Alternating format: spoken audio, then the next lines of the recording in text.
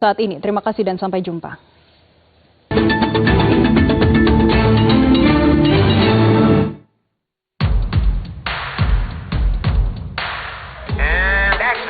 Kontroversi, eksplorasi pendapat dalam sebuah ajang dialektika, menghadirkan yang terbaik dari dua arah yang berbeda, hangat dalam persaingan pemikiran, argumentatif mempertahankan pandangan. Siapa paling sukses meraih kepercayaan? Anda yang tentukan. Debat berisi tanpa basa-basi. Kontroversi, setiap Kamis jam 9 malam, hanya di Metro TV. Eagle Institute Indonesia, lembaga yang fokus pada pendidikan dan pengembangan film dokumenter, berkarakter tangguh, berwawasan dan berprestasi di tingkat nasional dan internasional. Alumni Eagle tersebar di seluruh Indonesia mewarnai perkembangan film dokumenter. Mari berkolaborasi untuk merekam,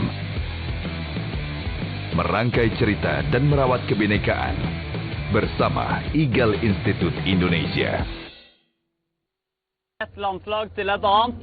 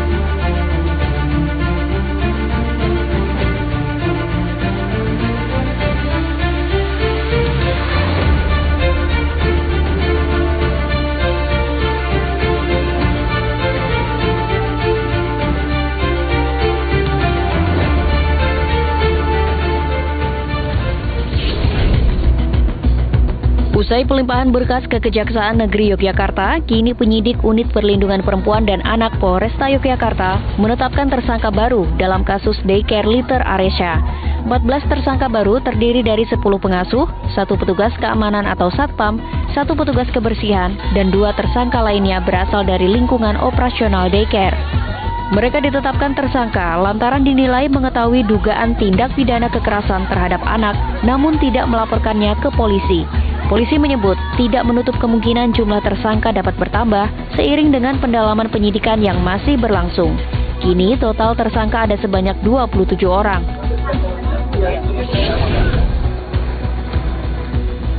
Badan Kehormatan DPRD Timur Tengah Utara, Senin pagi 6 Juni menggelar sidang kehormatan untuk menyelidiki kasus meninggalnya Dr. Ica yang diduga diintimidasi oleh 3 anggota DPRD Timur Tengah Utara. Keluarga Ica yang diwakili ayah almarhumah Dr. Ica dan kuasa hukumnya hadir untuk memberikan keterangan terkait pelanggaran kode etik terhadap 3 oknum DPRD TTU yang diduga melakukan intimidasi terhadap Dr. Ica. Keluarga Dr. Ica juga membawa sejumlah bukti terkait dugaan intimidasi yang dilakukan oleh 3 oknum DPRD TTU. Ayah Dr. Ica, Gabriel Pakainoni, berharap keadilan terhadap anaknya dapat tercapai dan proses sidang Badan Kehormatan Dewan dapat berjalan secara adil dan profesional. Sementara Badan Kehormatan DPRD TTU menyebut pihaknya akan memanggil sejumlah saksi lainnya untuk mengumpulkan bukti tambahan terkait dugaan intimidasi yang dilakukan oleh 3 anggota DPRD TTU terhadap Dr. Ica.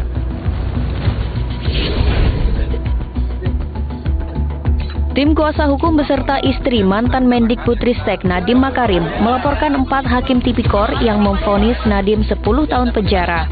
Pihak Nadiem melaporkan 4 hakim ke Komisi Yudisial atas dugaan pelanggaran kode etik dan pedoman perilaku hakim. 4 hakim yang dilaporkan yakni Purwanto S. Abdullah, R. Yusman, Sunoto, serta Mardiantos. Kuasa hukum Nadiem, Ari Yusuf Amir, memastikan laporan ke Komisi Yudisial dilayangkan bukan karena memprotes putusan vonis hakim terhadap Nadiem, melainkan adanya manipulasi terhadap fakta persidangan. Sebaliknya, ada fakta yang menurut kuasa hukum tidak pernah terungkap di persidangan, justru dicantumkan dalam putusan. Di sisi lain, Kejaksaan Agung resmi mengajukan banding terhadap vonis 10 tahun penjara kepada ex-Mendikbudristek Nadiem Makarim atas kasus korupsi pengadaan laptop Chromebook. Kapus Penkum Kejaksaan Agung, Anang Supriyatna menyebut, pengajuan banding dilakukan lantaran ada sejumlah tuntutan yang dirasa belum diakomodasi. Salah satunya terkait hukuman 10 tahun penjara yang masih kurang 2/3 dari tuntutan JPU 18 tahun penjara.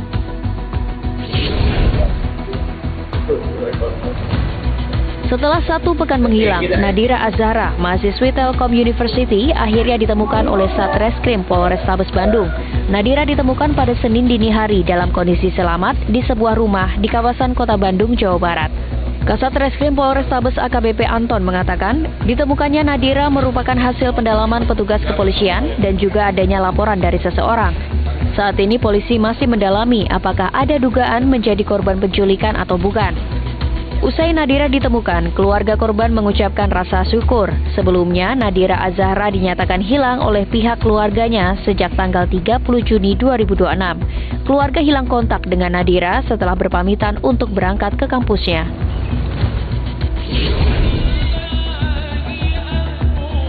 Upacara pemakaman pemimpin Iran Sayyid Ayatollah Ali Khamenei digelar besar-besaran. Jenazah Ayatollah Ali Khamenei dan keluarganya dihadirkan secara terbuka di Grand Musala Teheran selama upacara perpisahan berlangsung. Ratusan ribu orang meneriakan kecaman terhadap Amerika dan Israel. Mereka juga menyerukan pembalasan atas serangan 28 Februari yang menyebabkan Ali Khamenei beserta pejabat tinggi lainnya gugur. Putra Ali Khamenei, Ayatollah Mojtaba Khamenei, belum terlihat hadir dalam upacara pemakaman ini.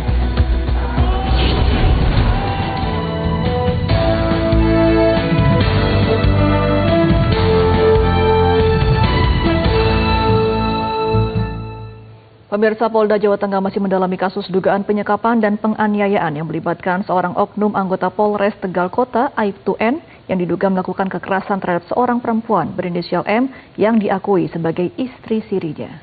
Informasi selengkapnya tunggu apalagi bersama Kata Oma.